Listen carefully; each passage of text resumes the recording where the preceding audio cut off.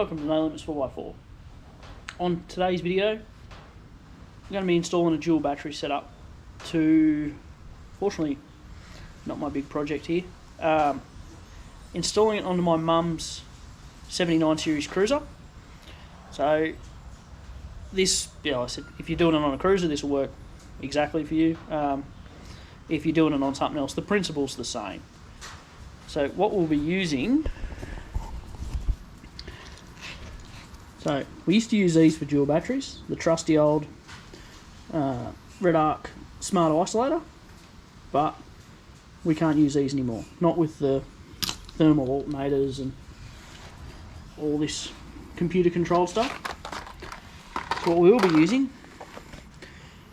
is this nice TJM DC-DC charger with solar input. We won't be using the solar input on this particular car, just need it just as the DC-DC. So, and these, yeah, nice affordable charger. They work well, they're built by Projector, sold through TJM stores. So yeah, comes with an instruction manual. There's the actual charger. Comes in quite a nice box. You can get it out with one hand. Yeah, so that's the actual charger there. So, very simple hookup. Ignition wire is the blue one. They have a little LED light to tell you that it's working. That's your pink wire. Big heavy green one is solar in.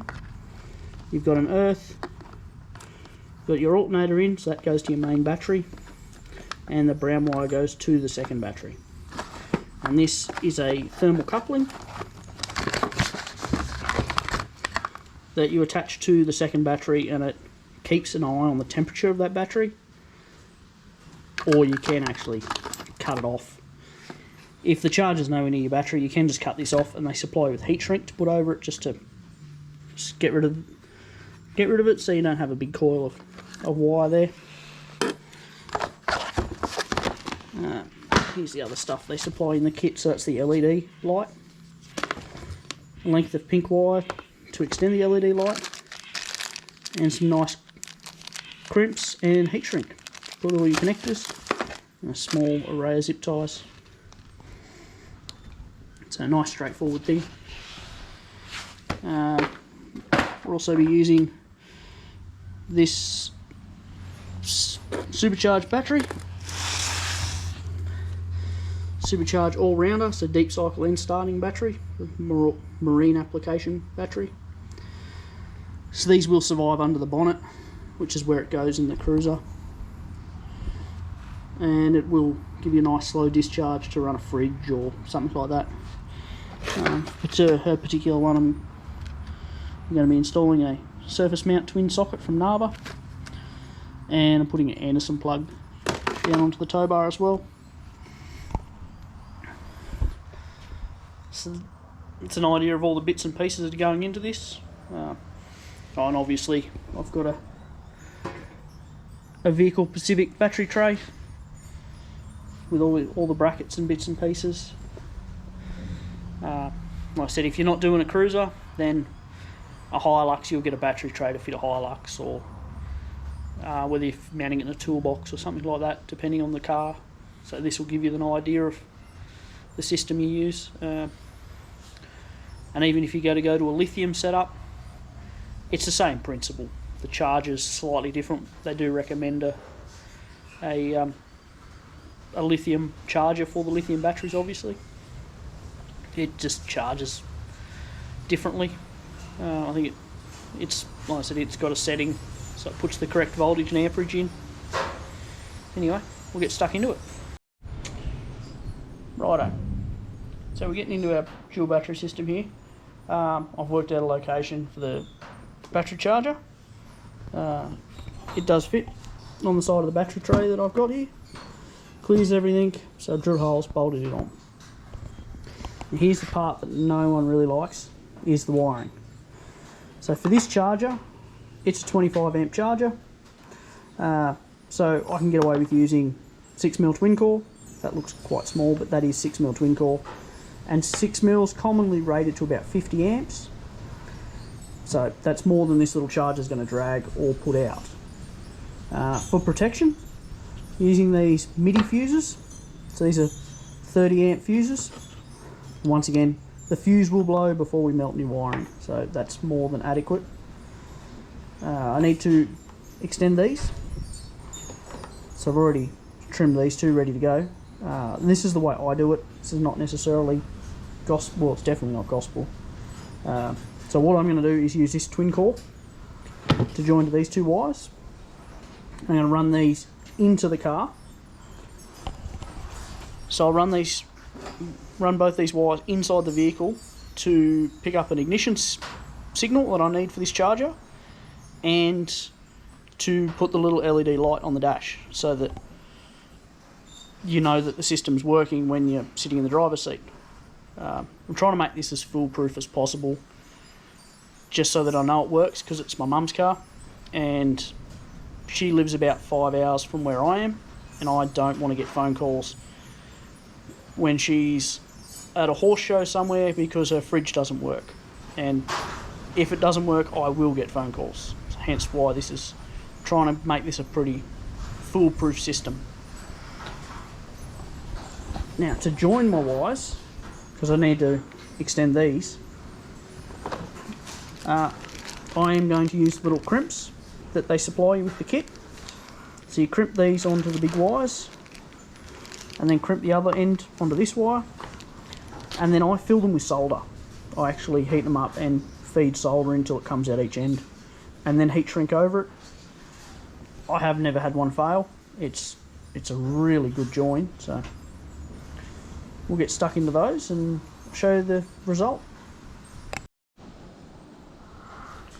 Right, that's the join made there.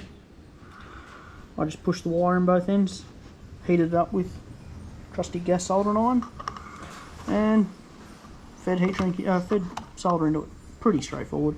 And then just heat shrink it over and end it, same as these. Just heat shrink them too. Like I said, this is just the way I do it. So I went pink wire to red wire, just because pink and red are similar colours, and then obviously black and blue because that was the other one. That was the choice. And that way I can get inside and remember that the pink wire is actually the red wire to go to my LED. Yeah, and that's my earth extended, so I'll just simply do these other two. I'm not doing the solar. Like I said, this is my mum's car, it's quite simple. And she doesn't really go camping, she goes to horse shows, tows a big horse float. So she doesn't need the solar input. Once she gets to where she's going, she plugs into 240 volt and runs everything that way. This is only for her going to a show for a day where it's not worth finding a power point, and she can just run a fridge for the day and have cold drinks and that sort of stuff. Not worry about a battery going flat. Yeah. Right. Well, as for tools for doing this job, I said I just use a gas soldering iron. It looks like a Snap-on one, it's not. This is like a $90 Snap-on rip-off that's also about 9 years old, so it's been a good soldering iron. I've got a set of King Chrome stripping pliers. Invest in a good set of stripping pliers, definitely. I do use one of these little gas burners, mainly because my soldering iron doesn't light anymore on its own. If you're going to do a heap of electrical work, also invest in one of these heat shrink kits. Gives you a heap of different sizes. They're a really handy thing to have. And as I said, this charger actually came with this heat shrink and little joiners, so that makes life pretty easy too. Alright, I'll get these other two wires extended and this one capped off, and then we'll go and put it in the car. Jesus. Right, so we skipped ahead a little bit. The whole system's all in and running, so I'll give you a run through of how it all works, and you can see the layout. And then, like I said, if this is any help to you, you can use it to work out the layout in your own vehicle. So here it is.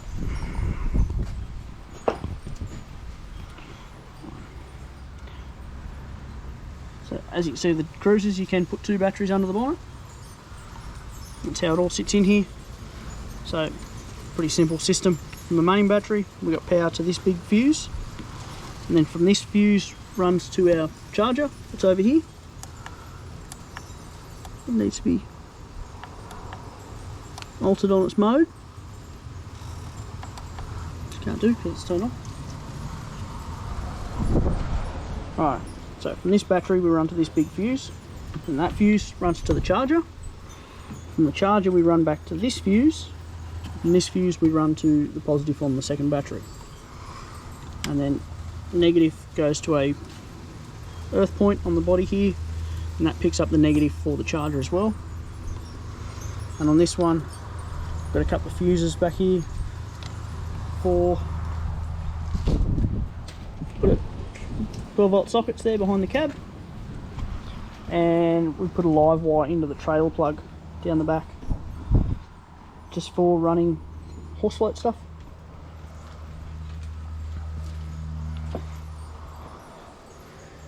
Righto. And then on the inside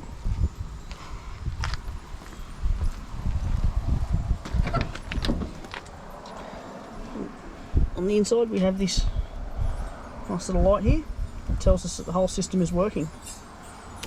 Alright, so we'll start it up.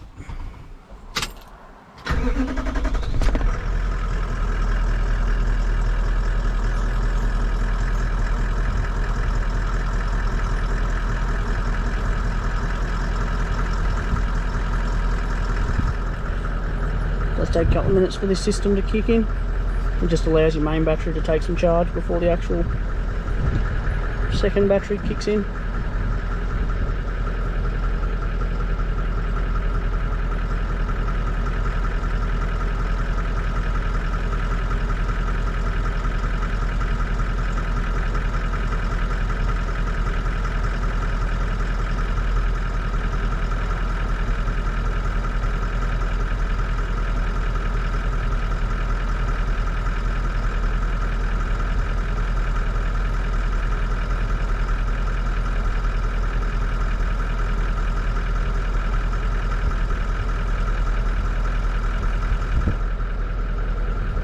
And there it goes.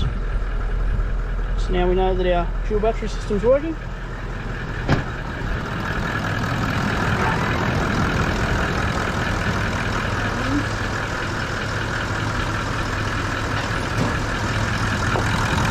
Grab my testing truck. I grab my trusty test light here. You see 13.6 volts in that battery. 14.5 at that one. That's the difference the DC makes. Got a lot more charge in this second battery. And as this engine warms up, the alternator actually drops down how efficiently it charges, so yeah, it's going to work very well. Alright, well that's the basic idea of fitting a dual battery system. Like I said, every car's going to be different, and how you want to lay things out and that sort of stuff. So hopefully you picked up some pointers or a little bit of helpful information. Yeah, I'll try and help you out with this sort of work. If this is something that you like watching, then subscribe and give us a follow, share it with your friends. Yeah, leave us a comment. If there's something you want to see, I'll do my best to show you, make a video on it. So had a couple of people asking about a bit more in-depth on the wiring on that TJM dual compressor, so I'll have a look into that and try and make a bit better video on it. And yeah, we'll try and actually get back to doing some stuff on this thing. Now that it's at my house, I can do some more work on it. Yeah, so once again, if you want to see more on it, then by all means subscribe. Keep asking, try and get the numbers up a little bit, and we'll catch you in the next one.